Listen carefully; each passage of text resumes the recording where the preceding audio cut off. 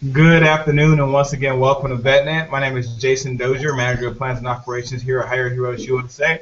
And I'm joined by two of our esteemed veteran transition specialists, Shayna Mays out of our Alpharetta, Georgia office, and Randy McSperrin out in beautiful Colorado Springs, Colorado.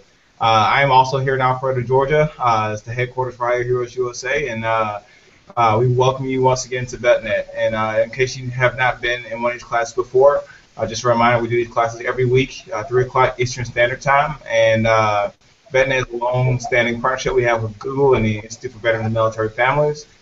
This week we're going to be talking about interviewing, but we also do classes on resume writing, on networking, on LinkedIn, on strategic planning, so the whole 9 yards of what you need to do to be successful in your job search.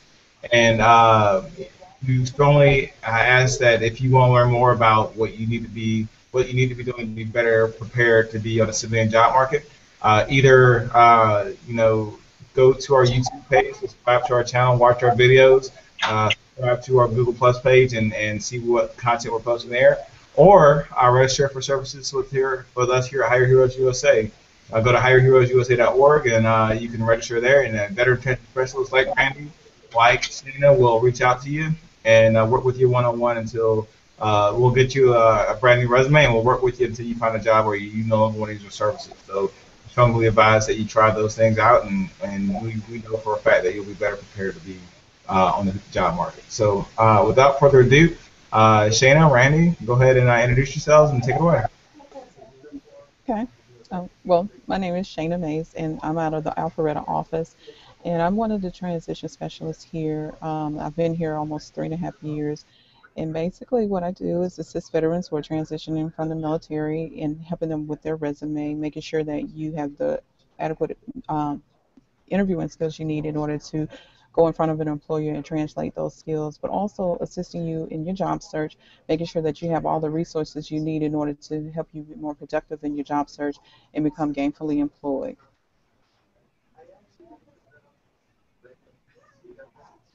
Okay.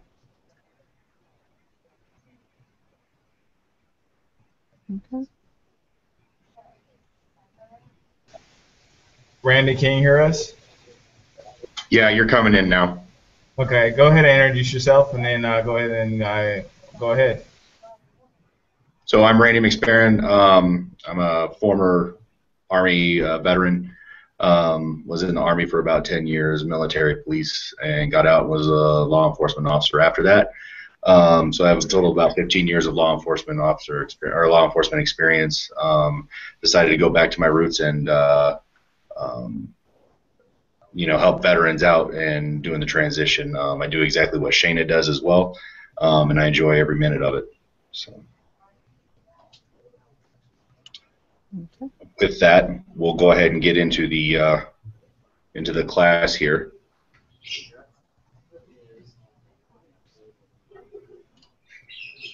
So, should I wear a suit to an interview? And we're going to get into that as we go along. But right now, we're going to go into learning the skills necessary to successfully prepare and execute for an interview process. There's a lot that goes that's involved in the interview that a lot of people don't realize and understand. To make you successful in gaining employment. Everybody wants to get that interview. Everybody wants to have that opportunity to talk to somebody and explain what their backgrounds are and how they can better get that job. And the interview is absolutely key. The resume is the tool to get you to that point.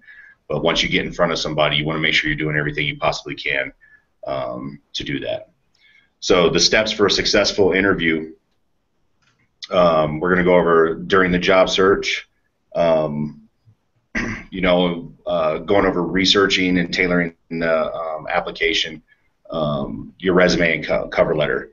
Once the interview is secured, you want to focus on practice questions, answers, your value proposition. We're going to go over that, organizing the portfolio, and reviewing research and continue to research yourself and the company. We'll go over what to do during the interview, how to stay confident, and refer to your portfolio. We'll go over that as well. And then after the interview, and the professional courtesies. Shayna, do you have anything to add? No, not at this time. What we're going to do is each category is going to be broken down to assist you all in understanding each step of the way. So we're going to start off with the first phase being researching the company, because before you start your job search, you have to know what you're going for, why you're going for it, but also you need to know your personality going into that particular position that you're going into, because it's not always about the actual company and the money, but it's also about, is this a culture that I feel that my attitude and my personality will fit into? So those are all of the dynamics that we're going to discuss as far as researching the company, and then leading you into the other things that will help you be more successful in your job interview. Okay. Thanks, Shayna. Hmm. So, research the company and you. Shayna hit on a little bit of this. Just as much as you're interviewing for the job, you're interviewing them. So it's important for you to know if you're a good fit for a company or not. So some of the things that you want to do is research the company, understand the company's mission statement and their vision. As you see on the slide there, it can tell you where you can find those on the websites, LinkedIn, the news sites, social media, things of that nature. But you want to understand the company's mission statement and vision, and make sure that your goals and everything fit are in line with their mission statement and their vision. Current accounts and projects that they're working on. That's important for you to understand as something that you worked on in the past in your background. Maybe something that that they're working on currently or going to be working on in the future. So you provide value to that company already. Future accounts, projects, and possible expansions. Same thing with that. Impact on the community and industry and their recent achievements. Being able to speak about stuff that you've heard about that company on the news and the social media and stuff about their impact to the community, or their recent achievements that they've gained, that you can speak about, and how you've were impacted by that, or that you thought that was really neat, or something that's something that you've worked on in the past or were trying to work on in the past at a previous company, or what have you. And then the most important piece is researching yourself. You need to know what you bring to a company, how to sell yourself, how to make yourself marketable. But what is it about you that wants to work for that company? You don't want to go into a company where your guys' values and backgrounds or your visions going forward are completely in the opposite. It's not going to make for a good work situation or anything like that. So understanding what your goals are and what you're wanting to do going forward is key. Shayna, you have anything to add? Also, when you're talking about the company's clients and employees, what you want to make sure you do, if you're going to use LinkedIn as a way to connect with employees that are currently working, make sure your profile is up to professional standards when you're reaching out to corporations, because the last thing you want them to do is get an impression of you before they actually meet you. So if you're going to be reaching out to employers or employees within that company that you're interested in, or any employees, make sure you do have a professional picture on your LinkedIn connection, and also you make sure you have a professional summary that can give some insight to who you are. Because one thing that I notice, like when I get connections from people, they really don't have a whole lot on their profile, but they want to connect, and it's kind of like, I don't know who you are before I accept you, so I need to have some type of background to kind of give me some insight to whether or not I want to connect with you. And then with this being in the midst of your job search, you want to make sure that you represent yourself in the most professional light as well. So those are some very key values that you need to make sure you have when you're talking about LinkedIn and making connections with employees and employers on LinkedIn. Good point, Shayna, and that bridges into the next topic, is organizing your portfolio. For those of you who don't know what a portfolio is, this right here is a portfolio. Just a simple little binder. Open it up. It's got notepads. Your business cards if you have business cards. But some of the things that you're going to want to have inside that portfolio. Notepad, pen, business cards, as I just said, but you want to set yourself up for success for this interview. So right off the bat, you want to have the job description. You want to be able to reference that while you're in the interview. So having that job description there, that will help jog your memory for such things as questions or later on in the interview that you have about the position. all the research that you've done on the company. As we said, researching the company and researching yourself, you want to have all that research there to where it jogs your memory, to where you can pull it out if necessary, to say, hey, you guys did this, this was in the news that you guys were working on this project or whatever. I have experience in that when I was working in the Army or the Air Force or what have you. But to pull that out, it shows that you've done your research as well on the company, that you understand them. It shows a level of interest of working there. You definitely want to have your resume and cover letter available. A lot of people are like, well, wouldn't they have my resume already? It's possible, yes, that they could have your resume. However, if the person that was going to interview you is no longer going to be there because of family emergency or something like that, somebody else could be getting the, hey, you interview this person. And they might not have your resume or even had the chance to even look at your resume at all. So at that time, you'd be able to present that to them with your cover letter. With that, you want to make sure that you have enough copies. We're going to get into other types of interviews, but you could have 1, 3, 5-man interviews, panel interviews, such as things of that nature. So you're going to want to make sure you have multiple copies of those with you as well. Your references, have a list of references with their information on there to be contacted, and letters of recommendation. All those you want to have inside your portfolio and available to you. The notepad, obviously, to have notes written down of things to jog your memory as far as the questions that you want to ask, or if they're going to say, tell me about yourself or tell me about an experience, you have something written down that'll jog your memory, so you're not sitting there trying to search through your memory bank to give an answer. But everything goes into your portfolio. It's neat, organized. It's exactly where you put it. You don't want to throw things haphazardly in there. Otherwise, you're going to be scrambling around. You're going to look disorganized. I've actually had hiring managers tell me about people that did show up with their portfolio and have all these things in there and laid out. They ended up getting the job just because of their organization skills. They just were blown away at how organized they were with having their portfolio put together, that most people just showed up with like a little notepad and an ink pen and said, hey, can I take notes? So you want to make sure that you have all this stuff together. It shows a level of interest, and it shows that you're well put together and you know what you're doing and what you're talking about. Shayna, anything to add? Also, make sure when you're talking about your references, make sure you have informed your references that they're going to be a reference, because I've gotten reference referrals before, and sometimes you meet so many people you can't remember everyone you come in contact with. So if you've built a personal relationship or a work relationship with people, the common courtesy is to make sure that you've informed them that I use you as a reference if that's okay. But the way you go about that is reaching out to them prior to the interview or prior to applying to the position, just to give them a heads up if someone is going to contact them, and make sure that they're references that can vouch for your work history. A lot of people want to use personal references, but I will only say you might only want to use one and use 3 business references, because what they're going to be talking about is your work ethic, your work history, your quality of work. So you want to make sure that you can use as many references as you can that can vouch for that instead of personal references.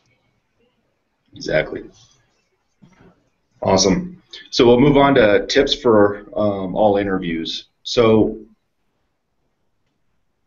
this is a big thing with me. 85% of the reason people are able to get the job, keep the job, and move ahead is based on their interpersonal skills. Interpersonal skills are key. Nonverbal and verbal communication is huge in an interview. And interviews don't start when you walk in the door to the office or anything. They start all the way back home when you're getting ready for this interview. From the moment that you get told you have an interview at this date and this time, it should be go time at that point. You should be preparing and doing everything possible the right way. So with that, sight, sound, scent, and presence. With sight, and this is big for me, having been a law enforcement officer and stuff like that. Your professional look is everything. So the way that you carry yourself, the way that you present yourself, it presents a perception to that interviewer. So if you're looking, trashy and wrinkled clothes and all that stuff and everything, you're giving off a perception that you don't really care. that you don't take care of yourself, so you're not even going to take care of, you're not even going to do a good job. So why should we hire you? Whereas somebody that comes out, pressed, dressed nice, everything like that, then you're definitely going to, set yourself apart. So what you want to do with that, as far as the dress and everything, is company standards +1 is what we go off of. So if you're interviewing for a Fortune 500 company, obviously you're going to want to be in a suit. Okay, or for ladies dress a little bit differently. They can get away with a lot more. I'll let Shayna kind of talk on that aspect of things. But for men, definitely want to go for a suit. If you're going to go for a job at Costco, look around at what everybody's wearing on a daily basis and kind of go one up from that. It would be okay for slacks and a button-up shirt for Costco. Everybody walks around in jeans and a polo shirt. You don't want to show up in a suit. You're going to be way overdressed for that. So understand what the normal dress is, and it's okay to ask them when they say, hey, you have an interview at that, and be like, what's the typical dress there, so I can make sure that I'm dressed appropriately for this interview. It is okay to ask that. But you want to err on the conservative side and neutrality. All right, and be sure to smile. I'm not a smiler, but I will force one if I have to. But definitely, a smile presents that you're, that you're friendly, that you're open to talking and stuff. They see you just sitting there deadpan, no facial expressions or anything. We understand that you're going to be nervous. Definitely, you want to try and curb that nerves and everything like that by smiling, doing things out of the normal a little bit to kind of relax yourself. Shayna, did you want to hit on the female dress real quick? Yes. With female attire, it can get touch and go sometimes. So be mindful of what you're wearing. Be mindful of the hemline on your skirts, especially if you're going to wear a skirt to the interview. Make sure it does come near your knee. Do not wear mini skirts, and make sure you are wearing. People say women should wear skirts, but I'm more of a pants type suit woman when I go on an interview. But make sure that it's very conservative when you go, and make sure if you're going to wear a skirt, make sure you do wear stockings with it, because that's the most professional way to go into a business. And also make sure you're wearing closed-toed shoes. You definitely don't want to have anything that would be projected to an employer that you're coming off not serious about the position, and that you're just here to just kill time. You want to make sure that when you go, especially for ladies, you're very professional and you're taken serious when it comes to the position.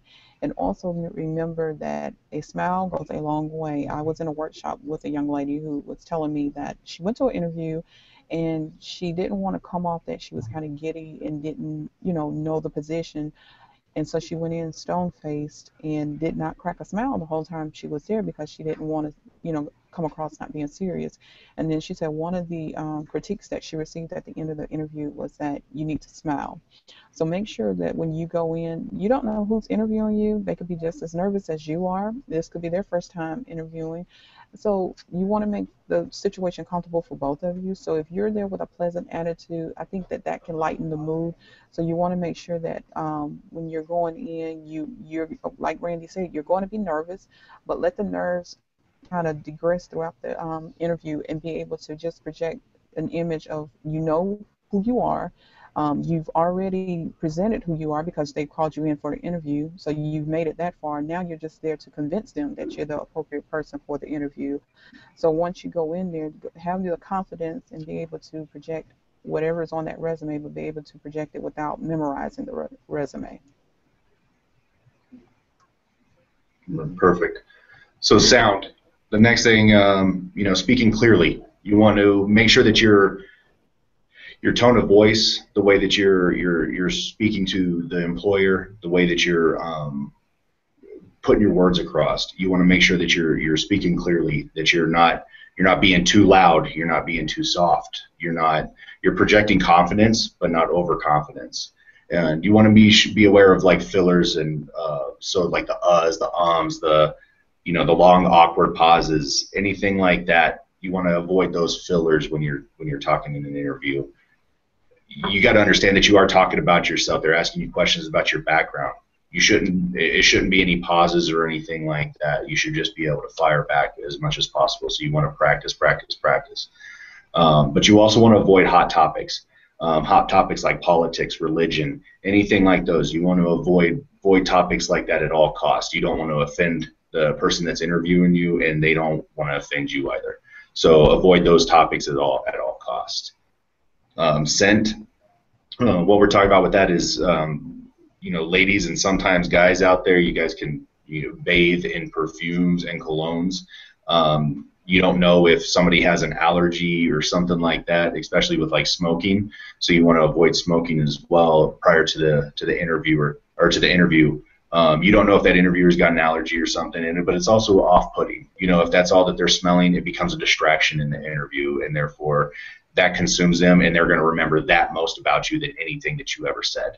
The first thing they're going to say when they walk out is, man, I need to open up a window or something because it smells, and it's so it can be overbearing. So try and stay neutral in that as well. And then your presence. Be careful of fidgeting. Maintain eye contact at all times. When somebody asks you, if you have a panel interview, if somebody asks you a question, you want to address everybody on the panel. So you want to move your head from side to side, addressing everybody as you answer, but you want to end back with the person that asked you the question, and maintain eye contact with all of them, and be an active listener. But all these right here are what you need to do when you're, prior to, during, and after an interview. You want to make sure that all this is done. It's extremely important, especially before and after the interview, as much as inside the interview, as many companies will actually have, ask the secretary that's outside, or have somebody that is working with the company and watch you inside the waiting room, or watch you as you walk into the building and see how you interact with some of the staff, how you interact with some with their secretaries and stuff like that, because you're going to be working with them. And if you're rude to them, but then you turn around and put on a presentable face when you walk into the interview, you really kind of shot yourself in the foot.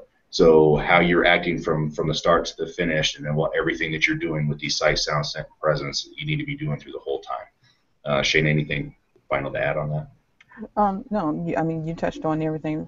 I guess I would just add, like you said, with the smoking and perfumes and colognes, just make sure you are mindful of that. If you do feel that you have to smoke, wait till after the interview, because like Randy said, people are allergic to smoke, and people are allergic to animals as well. So if you have animals at home, you also have to be mindful of that when you go to the interview, because pet hair does get everywhere, and it can be on your clothes. So you don't want to go into an interview and not aware that you might have dog hair on you or your cat hair on you, because someone may be allergic to animals. So just make sure that you're putting in place everything to help you move forward in your interview, so that way people don't get a preconceived notion about you before you're able to say hello.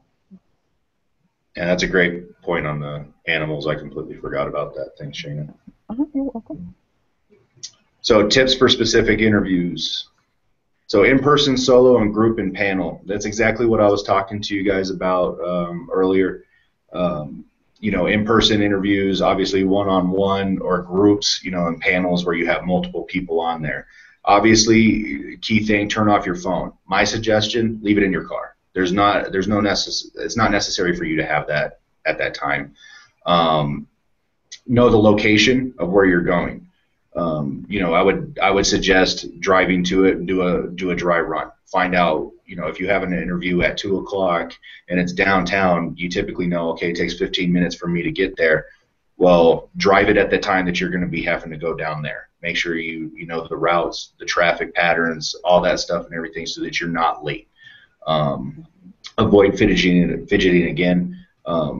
As far as the lateness is concerned, don't show up 15 minutes or under 15 minutes for the interview. You want to come in about 15 minutes early. Anything earlier than that, you're going to be too early. They might have multiple candidates sitting in the waiting room at that time. They don't necessarily want that to happen. You don't want to show up an hour early. You don't want to show up on time either. Which is, if your interview's at 2 o'clock and you're walking through the door at 2 o'clock, 15 minutes is the window that you want to hit. Phone interviews, typically these are screenings before the in-person interview. But however, if it's a long distance interview, because you're interviewing for a company that's in New York and you're in California, then sometimes they do them over the phone as well. So some of the things that you want to keep in mind is ensure that you got good reception. I mean, if you're at your house and you know that you have bad phone reception there or whatever, try and have them call on a home line if you have it instead of on your cell phone, so that you can make sure that you have a good connection with it, or be somewhere where you can have of good reception. With that, you want to prepare background noises. So if you are going to be somewhere else, you want to make sure that there's no cars driving by. It's not, wind is not blowing into there. There's not dogs barking or anything like that, because everything with that is a distraction. It's a distraction for the interviewer. It's a distraction for yourself. And then professional voicemail. So if they call and you're unable to answer because of whatever reason, you want to make sure that you have a professional voicemail. And this is throughout your job search in general. If people are going to be calling you back and everything, you want to have an actual voicemail on there. Many people don't have their set up to where it's just that automated. You've reached this phone number. It says the phone number, and then it goes to the voicemail. You want to actually have something on there to where it says, "Hi, you've reached Random Experiment. Unfortunately, I'm unable to make the call right now. Leave a name, number, and a brief message, and I'll get back to you as soon as possible." Something as simple as that. If you have ringback tones, that can be off-putting to a company as well. So the more professional that you can get with things, the better. So just make sure it's just you that's on there. They can understand. They identify that they did get a hold of you. They heard your name on there, and they can leave a voicemail. Make sure it's set up, and make sure call yourself. A lot of people don't realize that some of these things are not set up and everything. I call veterans all the time, and they'll say their voicemail box is full, so I can't leave a voicemail. When I let them know that, they had no idea. So call your phone sometime. Make sure that you have everything set up the proper way. Video interviews. So video interviews such as like we're doing here, Google Hangout or Skype, any of those, virtual type things. There's a lot of things that you want to do with that. You want to frame your face so that they can see you. Okay, you want to make camera contact. So with the camera contact, you want to make sure that your camera is actually working. Okay, make sure that that they can see you or somebody else can see you. So I would do a dry run beforehand, testing the application and everything. Call a friend, have somebody else set up something, just to make sure that your computer is in working order. Just like with the phone interviews and stuff, with the background noises and distractions and stuff, with framing your face and everything, that does the same thing. You want to make sure that all they're seeing is you, what's in the frame of the camera. There's no distracting backgrounds, so you don't have like 15 pictures hanging up in the background behind where you're at. You don't have somebody that keeps walking past you or anything. You have everything is just to where they can focus on you. So plain background is perfect. No windows or anything like that. Once again, a distraction for the interviewer. And then make sure that the back there's not going to be any noises, unexpected noises or anything like that. Anything to add, Shayna? No, just make sure that there's no distractions to interfere with the phone conversations, and make sure that you do have good reception if you're going to be using a cell phone instead of a landline. Right. One thing I did forget to mention, that if you do get called for a phone interview, or somebody calls you and says, "Hey, we'd like to do a phone interview with you. Can you do it right now?"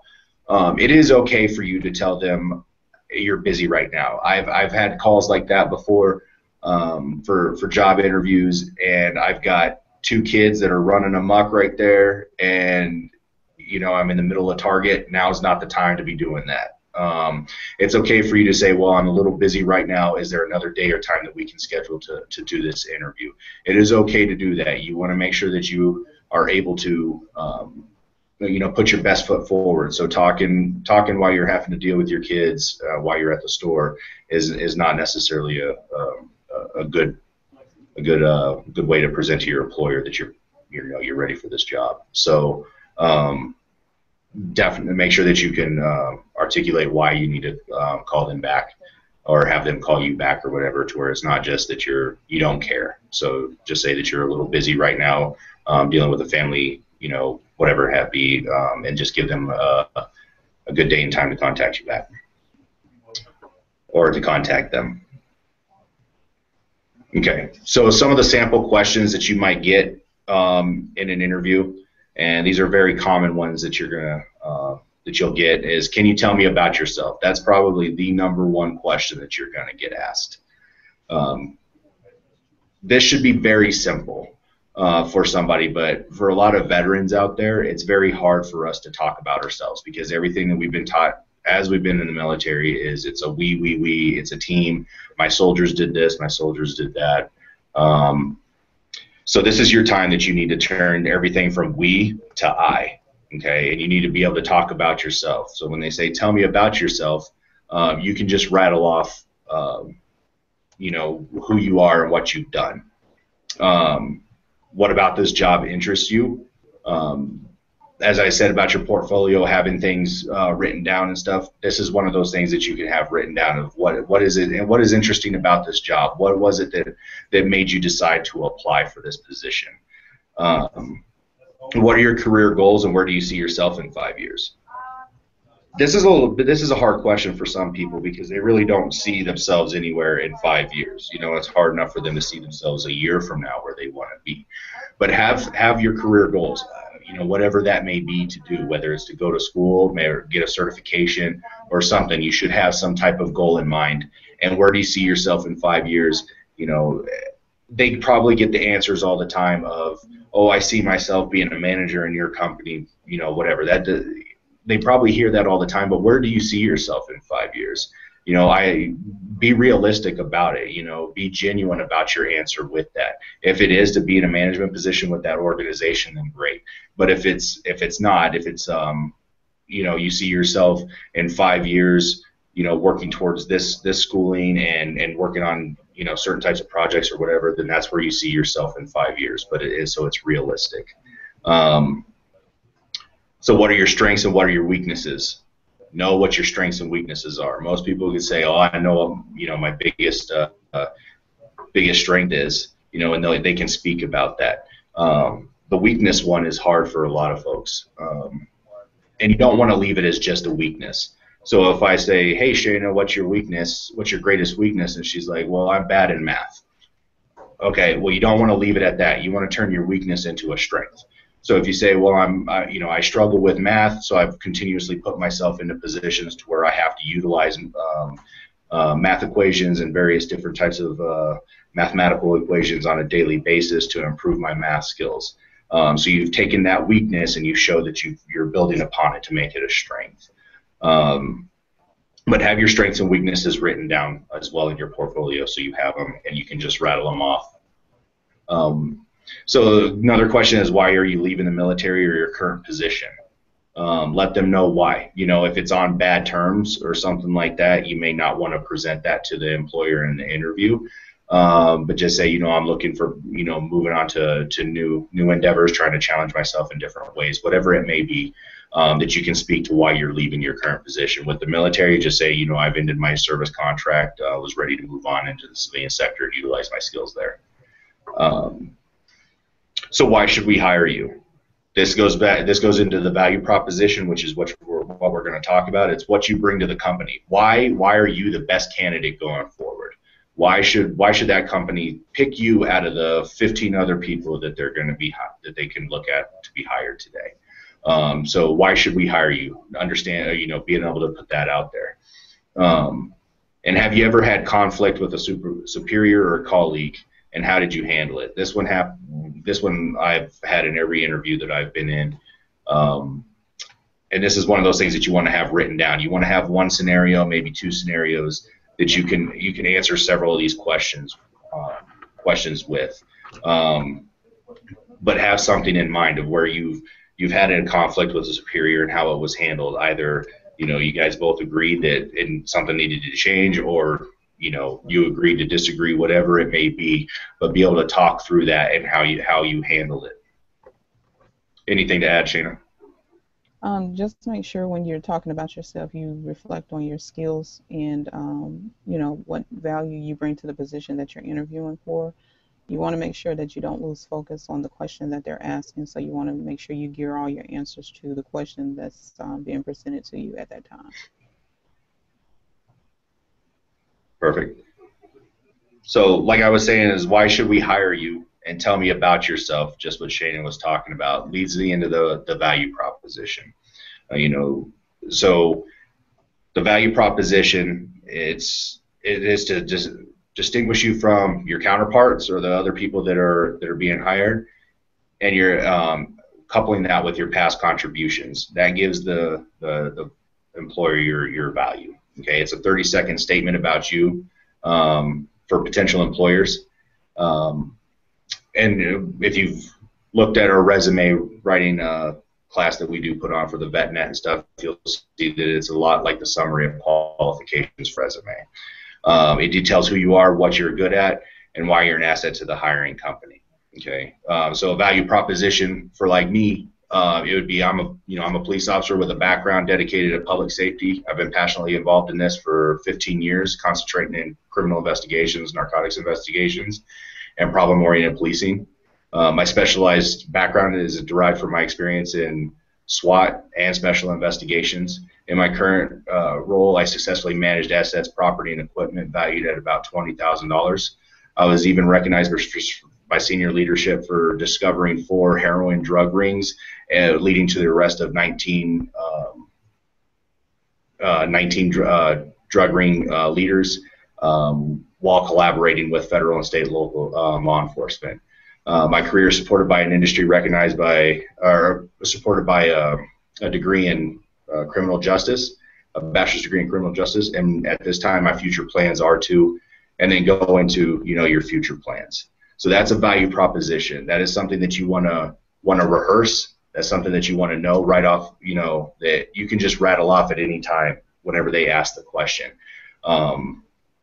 It basically tells who you are, what you've done, what you've been recognized for, and where you plan to go. Shayna? Yeah, your value proposition is just an intro into who you are.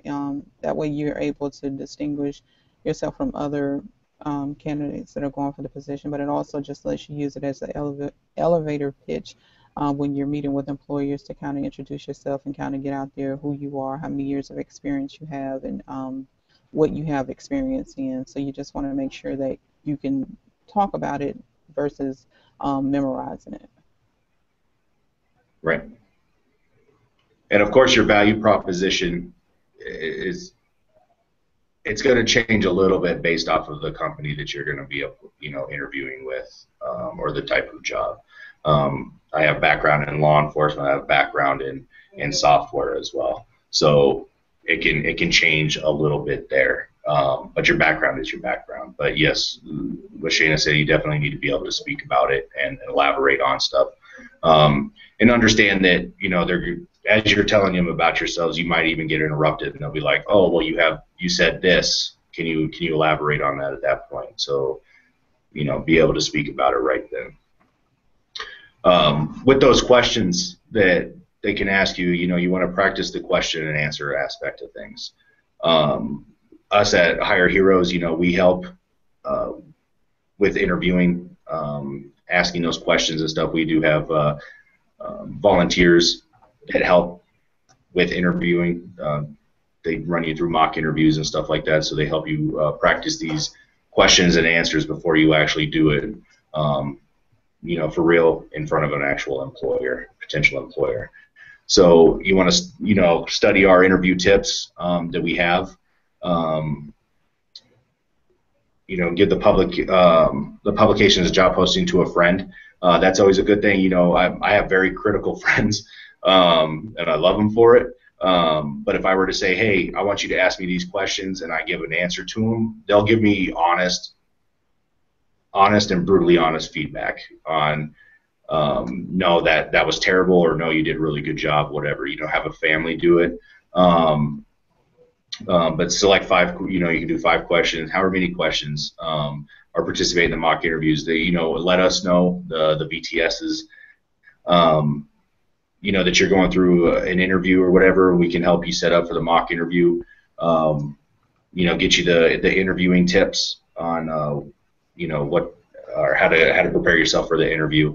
And then, we can also do the mock interviews for you as well. Running you through the questions. Tell us about yourself. What's your greatest weakness? What's your greatest strength?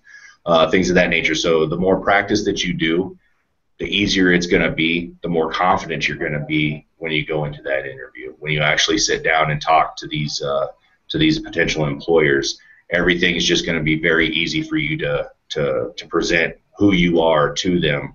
The more you practice. Many people feel that their interviewing techniques are really good until they actually get in there, and they don't realize they're doing small things wrong, or they could be doing things a little bit better. So it's extremely important to practice. A lot of people might get embarrassed by doing those things, or feel embarrassed about it, or don't like the feedback. But if you want to be successful and nailing the interview, then I would highly suggest practicing. Anything to add to that, Shana? Yeah, just make sure that you practice with someone. Just take there's different sample questions on the internet that you can practice with, and just kind of practice with someone and get some feedback to make sure that you're not rehearsing your answers, but you actually know the answers to the questions that could possibly be asked during your interview. Right. So when practicing your answers with the military experience for you veterans and transitioning military, you can be as vague and as detailed as you like, and you can deflect if you need to. So these three examples that are up on the screen here talk about your deployments, your relocation, and your gaps of employment. And you see a lot of gaps in employment with like the spouses and stuff. So, but being able to address those with the deployments, that's the one where you can deflect if you need to. If you had a very bad deployment or something, or somebody's, because that can lead into one of those hot topics that you want to try and avoid as well. So, they can ask you, well, tell me about your deployment. If you don't want to get into specifics with it, which you might want to avoid certain things, as it can be a hot topic. But you can deflect, or you can just be as vague as possible about it. Well, yeah, I deployed to Iraq, and I was there to advise the Iraqi army on operations and training and things of that nature. I don't have to get into the weeds of how I we did a daily operations with them. We hunted down terrorists or anything like that. Those are all things that is not necessary to go over when there. So you can be vague with it, or you can deflect. Same thing with relocation. A lot of them understand that the military moves around quite a bit. If you have a lot of jumps in your resume to where it shows you were in this place and in this place and in this place, be prepared to answer why you've moved around so much. With the military, it's easy. They every so often they tell you to move. But like I've been saying, you can be vague or as detailed as you like with it. The gaps in employment. Why did you have that gap? Did you take it off to be to go to school full time? Did you need a break from the workforce to kind of reevaluate where you want to go with your career? Whatever it may be. But you want to practice those answers as well, just as much as the common ones that you get. Shana? Yeah, just make sure when you are talking about your employment history, make sure you're able to understand that employers are not trying to throw you from the running. They just want to know about the reasoning behind it, and if you can give justifiable reason for why this is. Because with gaps in employment, you don't want them to assume that you are a person who jumps from job to job, and that's with anyone, regardless if you're transitioning out of the military or not. You want to make sure you're able to present to them the reasons for the gaps in the employment. And of course, being in the military, they would definitely understand that, being deployed several different times. But just make sure you do have a verifiable answer to give them in order to back up the reasons for the gaps in your employment. And also, when you're talking about relocation, make sure you know why you're relocating. Make sure you understand the dynamics of you relocating, also understand how it's going to affect you and your family as well. So when that question does come up, if just say you get a job that requires you to move to another state or maybe move out of the country, make sure you're able to know why you know you're going to be able to do it, and also understand if this is going to be a drastic change for you and your kids as well, because if they're in school, you definitely want to take all of that in consideration and figure out what's going to be best for you all.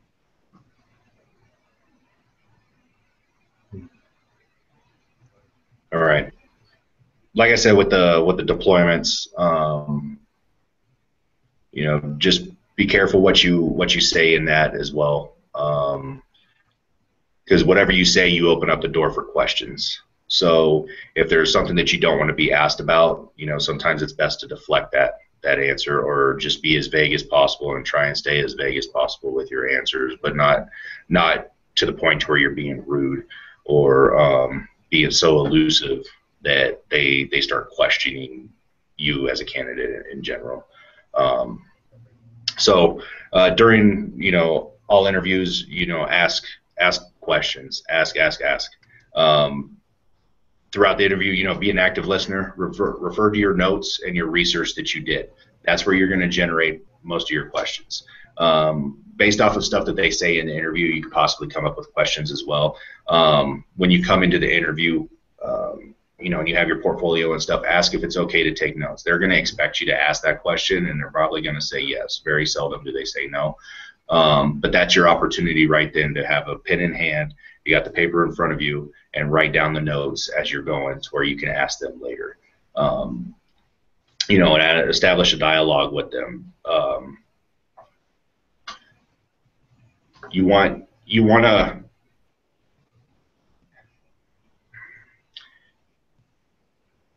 the thing you want to do is try and create a personal connection with that interview as much as possible, and you can do that through the question and answer portion of it. You know, if they say, do you have any questions, that's when your personality can come out a lot more, and that's where you can establish a personal connection with that interviewer. So maybe you go on a tangent or something to where you're talking about a football team that you both like, or some type of activity that you both enjoy, or something like that. That will help facilitate that dialogue and that personal connection with them. But at the end of the interview, when they ask you, do you have any questions for me, it should always be yes. It should never, ever, ever be no. You should always have some type of question. And the reason why you want to ask the questions is because that shows interest. Anytime you say, no, you answered everything, then, you know, they're going to be like, okay, you know, there's nothing there. There's nothing at the end. So some of the questions that I think that are pretty good to ask, you know, is there training, is there education, you know, opportunities, things of that nature. You kind of things you want to avoid are like pay, questions about the pay. Avoid that at all costs. Sometimes they might ask you about pay in the interview.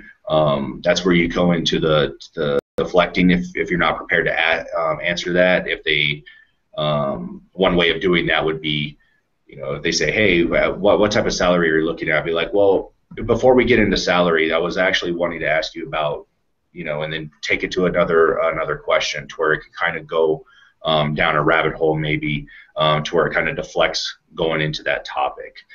They might come back to it, so be prepared for that. But typically, you don't hear a whole lot of questions asked about pay inside the interview. But if they do, just be prepared for it. One of the big ones that I always like to tell people to ask is the very first question is when they do you have any questions for me? Be like, yes. Is there anything that I said during this interview that you would like more clarification on, or that you're having questions about me being a potential candidate for this job? What that did was that put that back on them. Okay. It put them on the spot to verify anything or to ask questions to get you back into the running for this position if they previously thought otherwise. So if they were looking at your resume and be like, well, yeah, you know, this position's more about project management, and your resume's not really saying that, and you haven't really talked about it. So we're looking for some more project management experience. Be like, well, yes, I do have project management experience. I did this, and this. That's your time to where you can elaborate more on certain things. But it puts it back onto the employer themselves to, give you that alibi to where you haven't disqualified yourself or anything.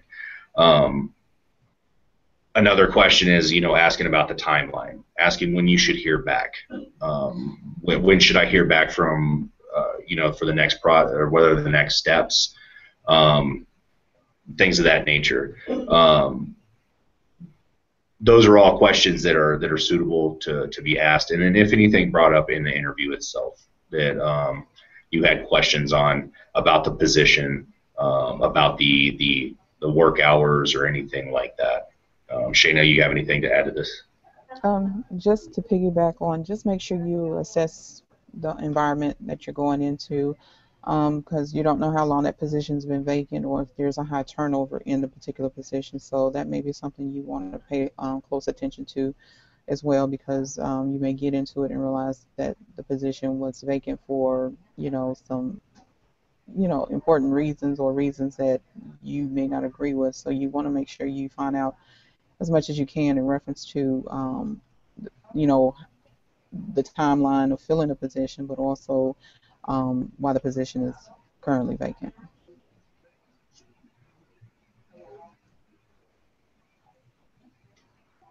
Awesome. All right. So, employer detachment. There's a big disconnect between employers and veterans and military, and it's on both sides. It's not just on the employer. A lot of military and veterans, they're like, well, they don't understand what I do. They don't understand what value I bring and stuff like that. Some of that is on you to be able to translate your military experiences into verbiage that they understand. You got to educate them on what you're able to do. But also the employer needs to educate themselves as well on what veterans and military bring to the table. And some do a good job of that and some don't. They want to employ service members. They do want to employ people that have that experience. But there's a disconnect. So bridging that disconnect is huge. As you can see, 70% of respondents could not identify accommodations needed by workers with TBI. So when you're going through these interviews and stuff like that, you're your own advocate. You got to be able to advocate for yourself as far as what you're going to need, the accommodations that you need, specifically for those that are have needs such as like service dogs. They have they're in a wheelchair or they're an amputee or anything like that. You got to be able to explain what what accommodations you need and what they're able to accommodate as well.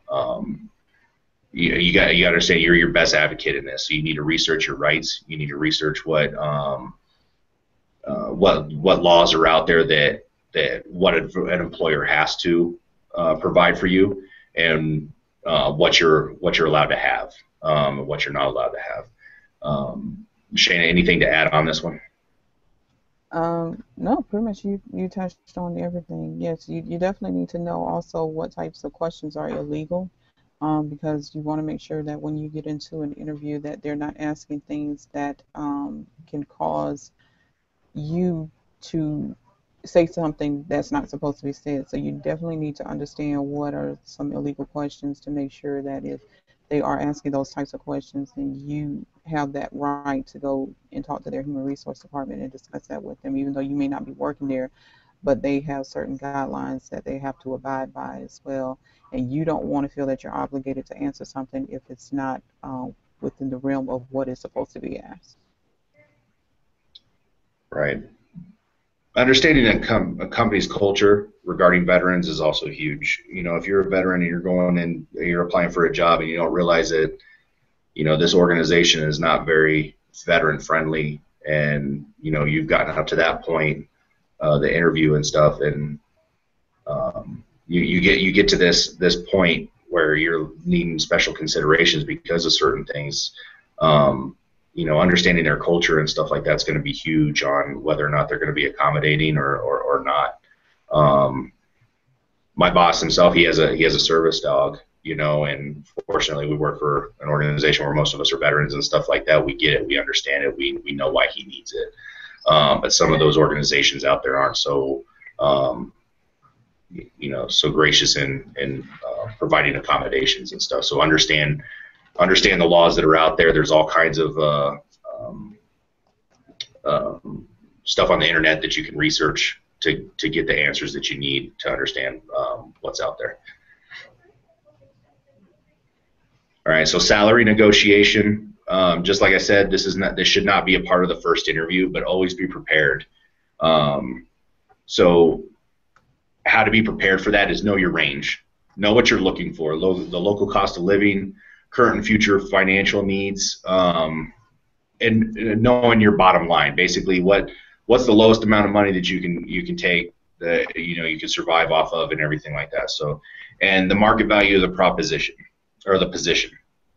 So, if you're in the middle of nowhere in Idaho, and you're going for a position there and you're asking for $80,000 a year for that, but that position in that area typically only makes about 40, you're probably not going to be successful in your negotiations. So understand, the cost of living that's out there, where you're at, what that position typically pays. And a good resource for that is like Glassdoor.com. Glassdoor, you can go on there and find out typical salary range for position within a company or within an area, things of that nature. So know your range. Research negotiation points. Everything is negotiable. Coming out of the military, I had no idea what that meant. Negotiation was not something that I was accustomed to, but everything is negotiable. So benefits are definitely negotiable. So if say you're looking for $80,000 a year for your position, but they're not going to be able to reach you on that, you may be able to negotiate for more time off, or for half days on Friday or something like that. There's always something that you can negotiate within the benefits. The organization's culture, taking that into consideration, room for advancement.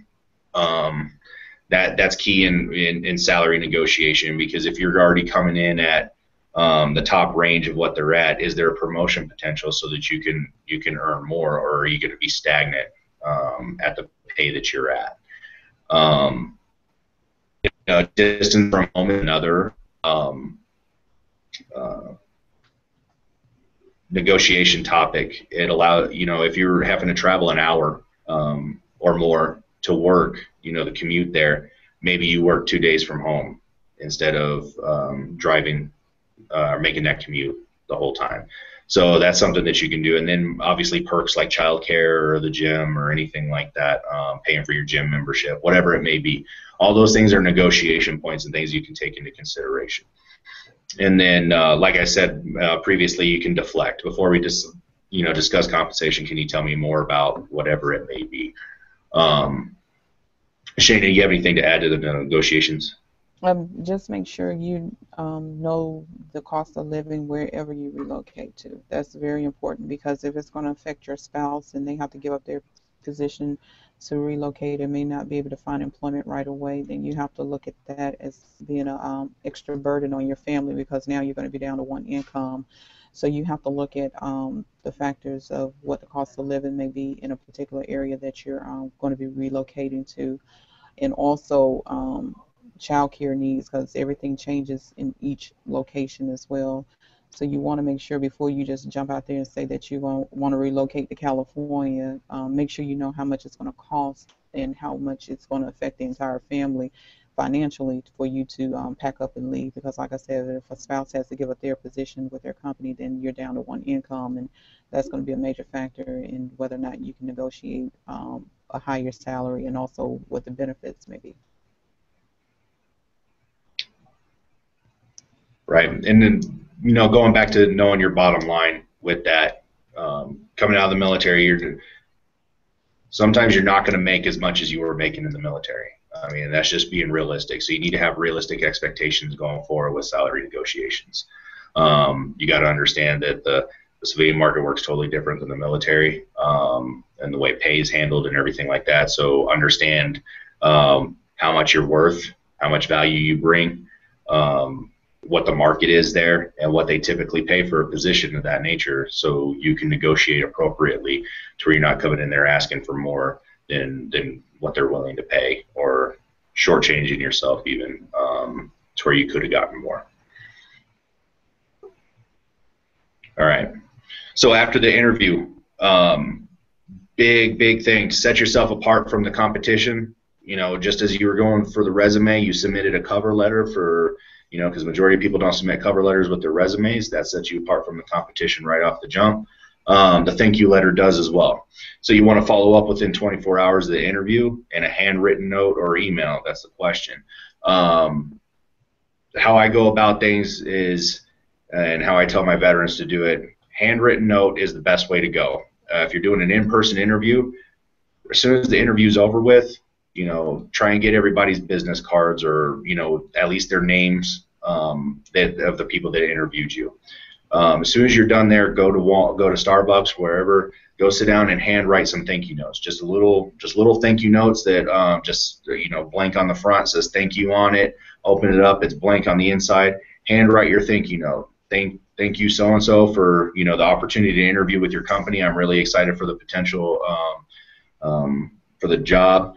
And then this is your time to kind of interject that personal touch on things, and this is where the dialogue that you establish with that interviewer. If you guys talked about, like I said, a sports team that you guys are both fans of, or some type of activity that you both enjoy doing, like rock climbing or whatever, mention that in there. Put that personal touch on there, because you establish that personal connection with them. And then try and take it right back as soon as you're done. Try and take it right back to where you interviewed at. Drop them off. Try and get it to the hands of the employer if you can. If not, if they're busy, they're in an interview or something like that, try and get it to where it's left on their desk, or somewhere that they can get to it. Some people say, well, just drop it in the mail. You can do that. It could get lost in the mail. Think about that. And then also you want to try and beat other people to the punch, if you can. So the quicker that you can get it to them, the better. Obviously, if it is a long distance interview, then you're going to have to do it through email. I would still suggest doing a handwritten note. But if you do email, do understand that person that's interviewing you could get 300, 400, 500 emails a day, and yours just went into the spam box anyway. So do keep that in mind. But always do a thank you note. And then follow up. If you do not hear anything from the employer within the specified time frame, which was one of the questions that you should ask at the end of the interview, what's the suspected timeline, or when should I hear something back? It is okay to follow up. So follow up with an email or a phone call. I would suggest a phone call. Just say, hey, you said that I should hear something in a week. It's been about 8 days now. I was just wondering if where things are at, or if I should be hearing anything or not. It is perfectly okay to follow up with them if you have not heard back from the timeline that they presented with you. Shayna? No, and that's pretty much it. Just make sure, you do follow up. Don't bug them, but do follow up within a good time frame, because you don't want to sit there waiting and you haven't heard anything, and then you pass up opportunities from maybe other potential employers. So you want to just kind of engage a little bit just to let them know that you're still interested in the position, but also maybe the person who interviewed you or the hiring manager may be out of town, so you want to keep abreast of that, just just in case, so that way you can know if whether or not the position has been filled. And sometimes positions they don't fill them. Some people have gone through interviews and they decided that they weren't going to hire for that position at the last minute. So that would also be something that you would want to follow up on as well, to just see if the position is still there, and if they've decided on a candidate for the position.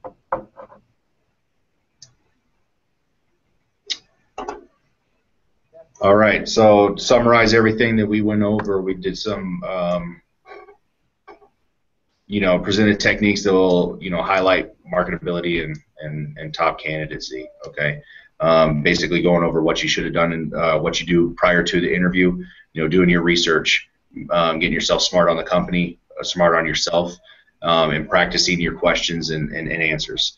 Doing the interview, making sure you're putting your best foot forward by how you're presenting yourself, how you're dressed, and how you're answering your questions. All right, and then at the very end of the interview, doing the proper steps of the thank you letter and doing your follow up. With that said, that's it for the class. Shayna, do you have anything to add? Any last minute? No, but if you do need clarification on anything, you can register for our services, it opens every Friday Eastern time at 9 a.m. And if you register for services, what will happen is that your information will be filtered out to one of our VTS on staff, and they will contact you the following week between Monday to Wednesday at the latest, and discuss with you everything that we discussed with you, but also get some information from you, help you with your resume, your job search, and also interviewing skills. And that way you can get some more in-depth information about all of the information we provided you with today, and get one-on-one counseling with anything that you need assistance with pertaining to your transition and also to your job search. And if you go to our website, which is www.hireheroesusa.org, you can look at all of the information about the company, and it'll provide you in details with the services that we provide. And also you will be able to register when you go on, and then your registration, well, you'll be able to register on Friday, and then once the registration is cleared, then your information will go to VTS that day. Okay? All right, thanks. Looks like we have somebody listening. Walter, did you have any questions? No, I didn't. Actually, I was sitting in just to see how the class is taught, because I'll be starting May 25th in Colorado Springs as a VTS, so I kind of want to get a feel of what this VetNet class looks like. So, once it comes time for me to do it, I have some background just by watching YouTube. Okay, perfect. Thank you so much for you guys' time.